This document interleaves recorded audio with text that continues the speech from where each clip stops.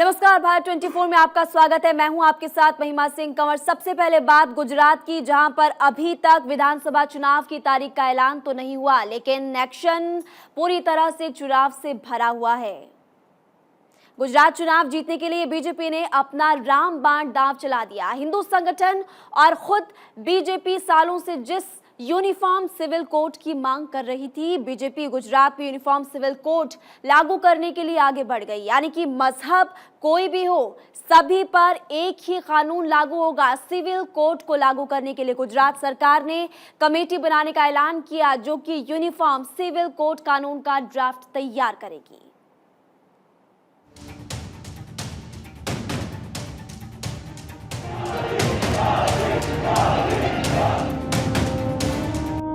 चुनावी शोर है, वादों और दावों का जोर है, सरकार बनाने की जोर आजमाइश है।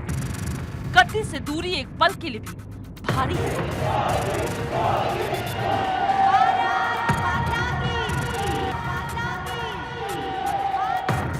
हिमाचल में चुनावी मैदान सज गया है। अब बारी गुजरात की है। गांधी और पटेल की धरती पर किसका होगा कब्जा, इसकी लड़ाई तेज हो गई है। भारत माता स्वयं ने गौरवान्वित खुद को राष्ट्रवादी और देशभक्त पार्टी कहने वाली बीजेपी ने इस बार के गुजरात चुनाव में ऐसा मास्टर स्ट्रोक चला है कि कांग्रेस से लेकर झाड़ू वाले अरविंद केजरीवाल भी चकरा गए।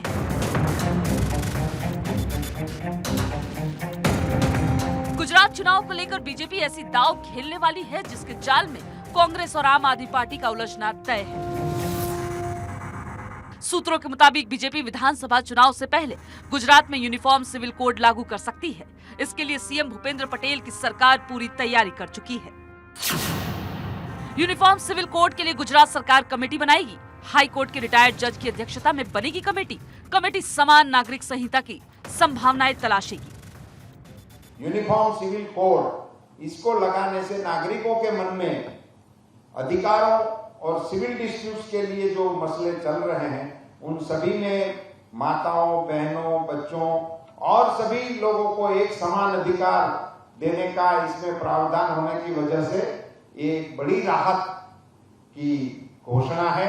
मैं मानता हूं कि गुजरात सरकार की इस घोषणा से, जैसे पूर्व में भी एक हमारे राज्य ने इसमें आगे कदम उठा ही लिया है।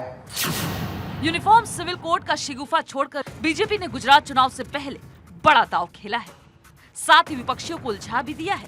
देश में आजादी के बाद से ही हिंदू संगठन समान नागरिक संहिता की मांग कर रहे हैं। ऐसे में हिंदू वोटर्स को अपने पाले में करने के लिए बीजेपी का ये दांव काफी है।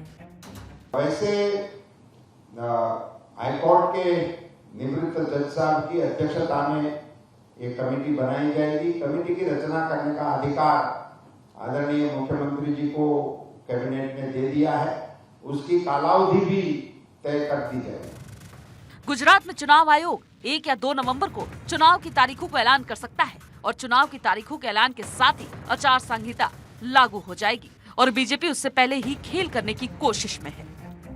188 सीटों वाले गुजरात में बीते इस बार आम आदमी पार्टी भी अपनी किस्मत अपना रही है और इस बार गुजरात में मुकाबला त्रिकोणीय हो सकता है। लेकिन बीजेपी चुनाव को एक तरफ करने की कोशिश में है और उसके लिए यूनिफॉर्म सिविल कोड को लागू करने का ऐलान सोने पर सुहागा साबित हो सकता है।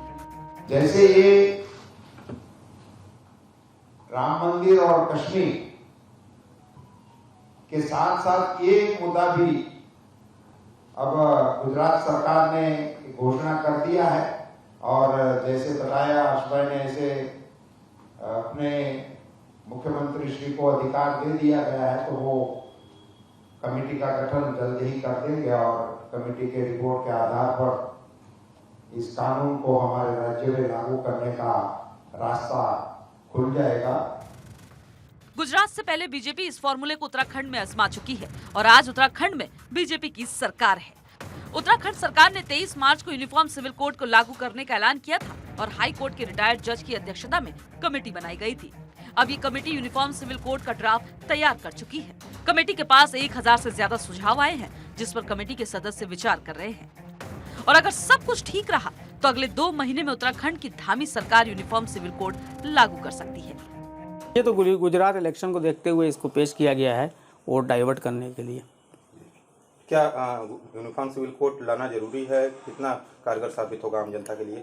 ठीक है, यूनिफॉर्म को सिविल कोड लाना अगर चाहती है गुजरात सरकार तो बेहतर है लाएं, मगर उसकी ड्राफ्टिंग सारे मजहबों को देखते हुए, सारी छोटी छोटी जनजातियों को देखते, इसलिए कि देखिए हिंदुस्तान में जगह जगह हर जगह अलग अलग कानून है, शादी ब्याह, बच्चा एडॉप्ट करने का और रहन सहन का, हर चीज़ का। तो सबको देखते हुए एक कॉमन पहले उसको ड्राफ्टिंग करें, और उस ड्राफ्टिंग को अगर सब लोग संतुष्ट होते हैं तो आप कॉमन सिविल कोड लागू कर सकते हैं, कोई प्रॉब्लम नहीं होता है। देखिए, गुजरात सरकार जो यकसा सिविल ड्रेस का जो कानून लाना चाह रही है, हमारे हिसाब से गैर मुनासिब, क्योंकि हमारा मुल्क जो है जमहूरी मुल्क के अंदर हमारा जब हिंदुस्तान आज़ाद हुआ था तो जमहूरी मुल्क के अंदर जो आइन बना था, कानून बना था, उसके अंदर इस बात की आज़ादी दी गई थी कि हर मज़हब का आदमी अपने मज़हब के मुताबिक चलने का पूरा उसको अख्तियार दिया।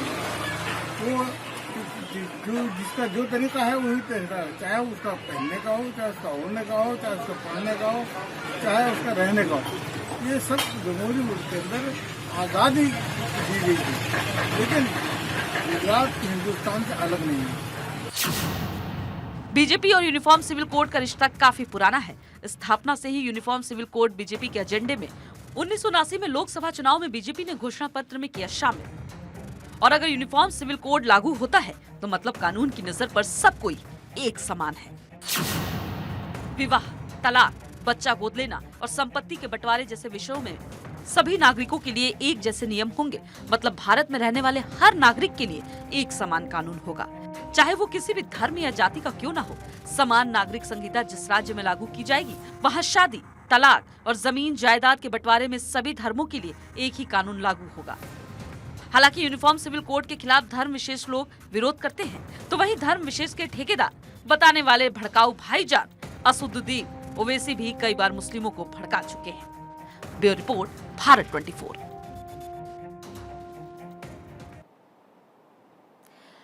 तो गुजरात विधानसभा चुनाव को लेकर माहौल गर्मा गया है। सभी दलों के दिग्गज नेता जनता के बीच पहुंच रहे। राजस्थान के मुख्यमंत्री अशोक गहलोत लगातार गुजरात में कैंप किए हुए हैं, लगातार राज्य सरकार पर अटैक करते हुए नजर आ रहे हैं। कल गड़बड़ा में थे तो आज नवसारी से अशोक गहलोत ने पटेल सरकार को निशाने पर लिया और कहा कि राज्य सरकार हर मोर्चे पर फेल साबित हुई।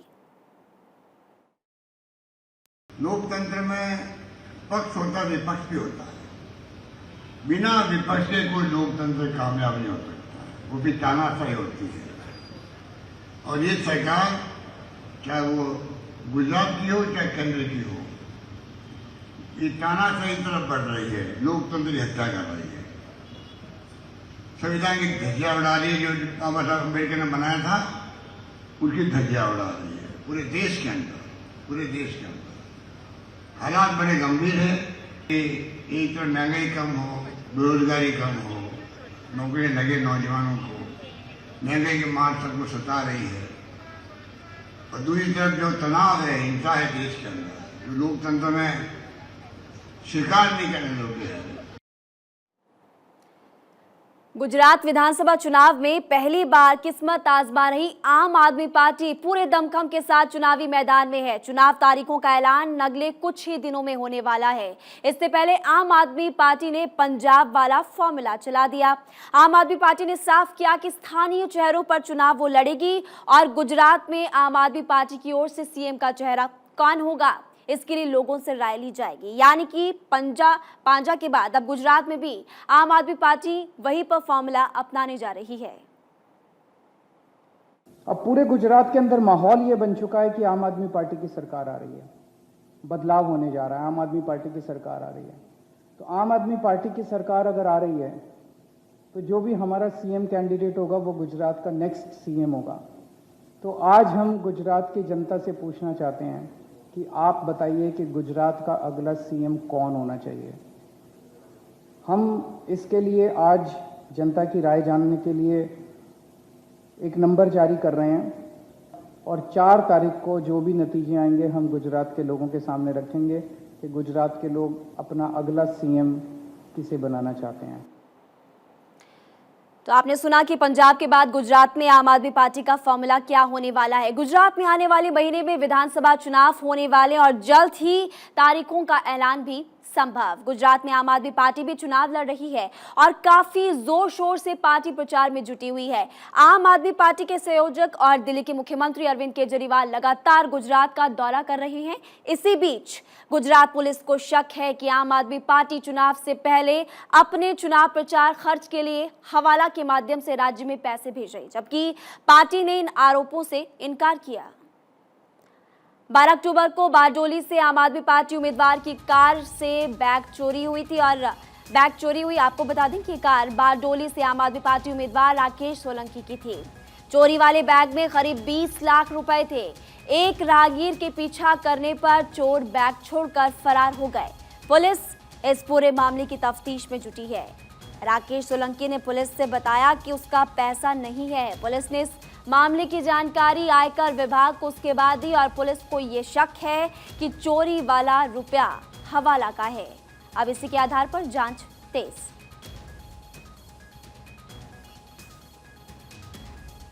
गुजरात के चुनावों की बात हो गई, अब बात करेंगे हिमाचल प्रदेश के विधानसभा चुनावों की।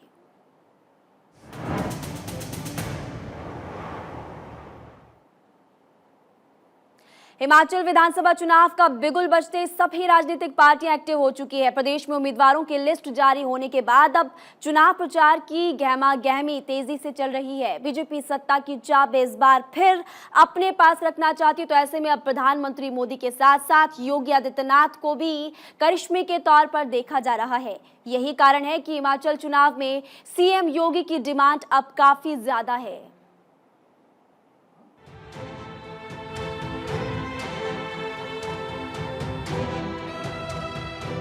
तो यूपी के बाद अब देवभूमि के दंगल में योगी का दम दिखेगा, क्योंकि पहाड़ के पॉलिटिकल वॉर में प्रधानमंत्री नरेंद्र मोदी के साथ साथ यूपी के fire brand CM Yogi Adityanath की डिमांड भी हाई हो गई है।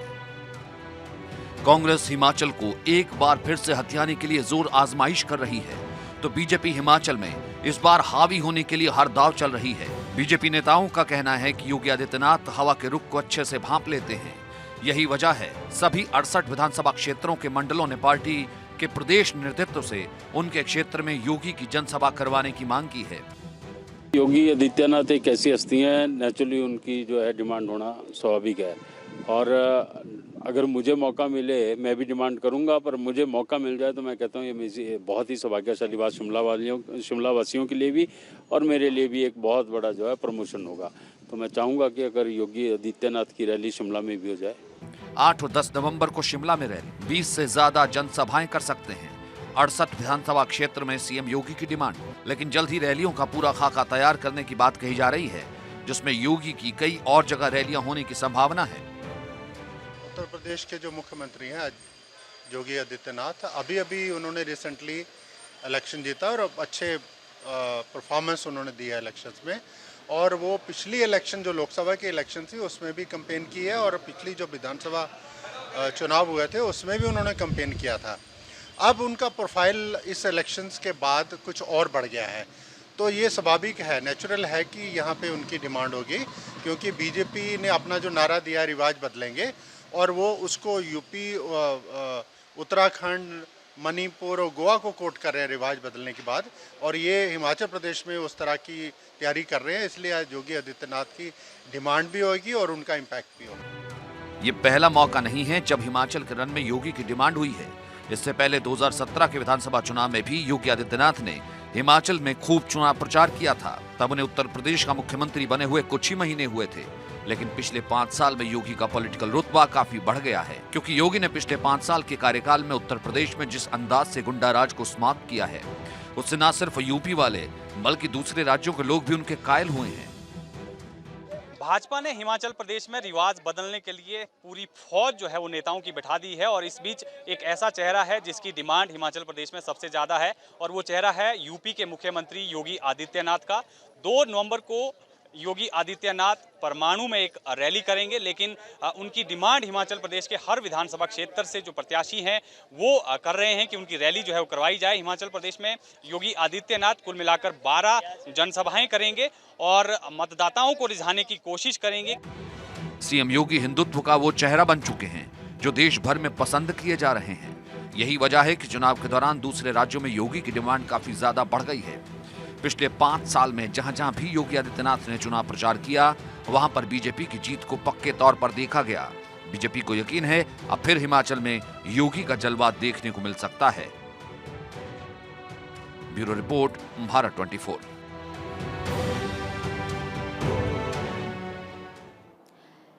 तो हिमाचल प्रदेश में विधानसभा चुनाव को लेकर सभी दल एक्टिव मोड में आ चुके हैं। केंद्रीय मंत्री और बीजेपी नेता अनुराग ठाकुर भी अपने गृह राज्य में फुल एक्शन मोड में है।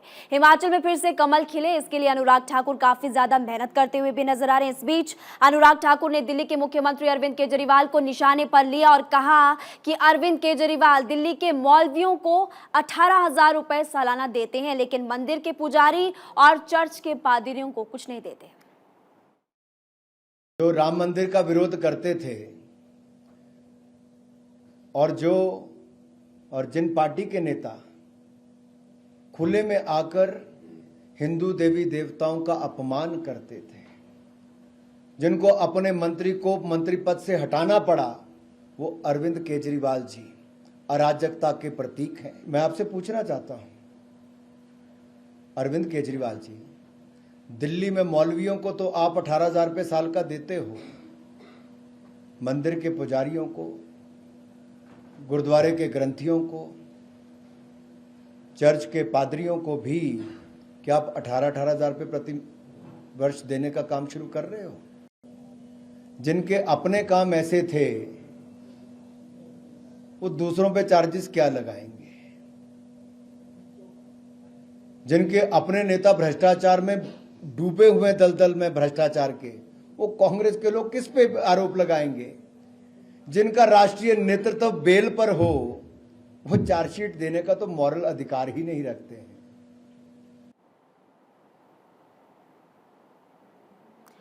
तो जैसे जैसे चुनाव की तारीख नजदीक आती जा रही, वैसे वैसे पहाड़ पर पॉलिटिकल वॉर रफ्तार पकड़ता जा रहा है। देवभूमि हिमाचल के दंगल को जीतने के लिए सभी दल अपना दमखम दिखा रहे हैं। सभी दलों के नेता हिमालय फतह के लिए एक्शन मोड में है। इलेक्शन कैंपेन हर दिन तेजी से होता जा रहा है। सोशल मीडिया से लेकर डोर टू डोर दस्तक दी जा रही है। हम आज आपको बताएंगे सोशल मीडिया किस पार्टी का कितना बड़ा हथियार बन चुका है, किस पार्टी के फेसबुक और ट्विटर पर कितने फॉलोअर्स हैं।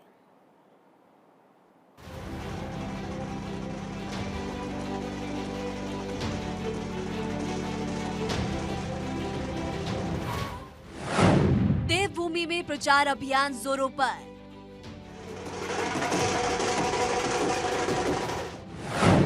सोशल मीडिया बना बड़ा हथियार। हिमाचल प्रदेश में चुनाव अभियान जोरों पर है। वोटर्स को लुभाने के लिए उम्मीदवार पूरे एक्शन में हैं। कोई घर घर घूमकर वोट मांग रहा है तो कोई जनसभाएं कर कर। बीजेपी फिर से चुनावी मैदान में इसको लेकर खास रूप से तैयारियां कर चुकी है, तो वहीं पर कांग्रेस अपने प्रतिद्वंदी बीजेपी को पटखनी देने के लिए कमर कस चुकी है। प्रचार अभियान में दोनों पार्टियों ने सोशल मीडिया को बड़ा हथियार बना लिया है। फेसबुक और ट्विटर के जरिए आम जनता को संपर्क किया जा रहा है। दरअसल सोशल मीडिया एक मजबूत प्लेटफॉर्म बनकर उभरा है। ऐसे में दोनों पार्टियां सोशल मीडिया के जरिए अपना जनाधार बढ़ाने और मतदाताओं को लुभाने में जुटी हुई है। दोनों पार्टियों को इसका फायदा भी हो रहा है, क्योंकि हजारों लोग दोनों पार्टियों की पोस्ट शेयर कर रहे हैं। इससे दोनों दलों का काम आसान हो रहा है और शेयर करने से दोनों पार्टियां ज्यादा लोगों तक पहुंच रही हैं। कांग्रेस फेसबुक पर ज्यादा एक्टिव नजर आ रही है, क्योंकि फेसबुक पर कांग्रेस के ज्यादा फॉलोअर्स हैं, जबकि ट्विटर पर बीजेपी के फॉलोअर्स की संख्या ज्यादा है। हिमाचल कांग्रेस के ऑफिशियल फेसबुक पेज पर 3,11,000 फॉलोअर्स हैं, जबकि हिमाचल बीजेपी के ऑफिशियल फेसबुक पेज पर 2,85,000 फॉलोअर्स हैं। ट्विटर की बात की जाए तो हिमाचल बीजेपी के 1,60,000 फॉलोअर्स, तो हिमाचल कांग्रेस के सिर्फ 49,400 फॉलोअर्स हैं। सोशल मीडिया को दोनों पार्टियां हथियार बनाकर एक दूसरे पर अटैक कर रही है। कांग्रेस जहां पर बीजेपी सरकार की नाकामियों को गिना रही है, चुनाव में कांग्रेस महंगाई, बेरोजगारी, भ्रष्टाचार समेत 10 चुनावी गारंटियों को बड़ा मुद्दा बना रही है और बीजेपी को घेर रही है, तो वहीं बीजेपी फिर से सरकार बनाने के लिए पूरी ताकत लगा चुकी है। बीजेपी अपने कामों को गिनवा रही है। भारतीय जनता पार्टी सामाजिक सुरक्षा पेंशन, एम्स बिलासपुर, मुख्यमंत्री संकल्प सेवा हेल्पलाइन और मुफ्त बिजली है। इन सभी मुद्दों को जनता के सामने रखकर मतदाताओं को बीजेपी लुभा रही है। बीजेपी देश हित में मोदी और हिमाचल हित में जयराम जैसे पोस्ट करके रिवाज बदलने के बड़े बड़े दावे कर रही है। हिमाचल प्रदेश पहाड़ी इलाका है, यहाँ पर हर एक गांव और घर तक पहुंचना नेताओं के लिए मुश्किल होता है। ऐसे में सोशल मीडिया पार्टियों के लिए एक अच्छा टूल बन गया है, क्योंकि पार्टियों को आम मतदाता तक पहुंचना आसान हो चुका है। Bureau report, Bharat 24। तो आपने देखा कि हिमाचल प्रदेश में प्रचार अभियान रफ्तार पकड़ने लगा है। प्रचार के लिए बीजेपी पूरी प्लानिंग कर चुकी है, तो वहीं पर कांग्रेस भी पीछे नहीं है। चुनाव प्रचार की कमान खुद प्रियंका गांधी संभाल चुकी है और वो शिमला भी पहुंच चुकी है। अगले 10 दिनों में ताबड़तोड़ रैलियां और रोड शो वो करने वाली है। तो आपको बता दें कि 31 अक्टूबर को कुल्लू में रोड शो होगा, 31 अक्टूबर को मंडी में भी जनसभा होने वाली है। हिमाचल में चुनावी बिगुल प्रियंका गांधी फूंकेंगी। 31 अक्टूबर को मंडी में जनसभा उनकी होने वाली है। कुल्लू में भी उनकी जनसभा होगी और कहां-कहां पर विस्तार से जानकारी हम आप तक पहुंचा रहे हैं।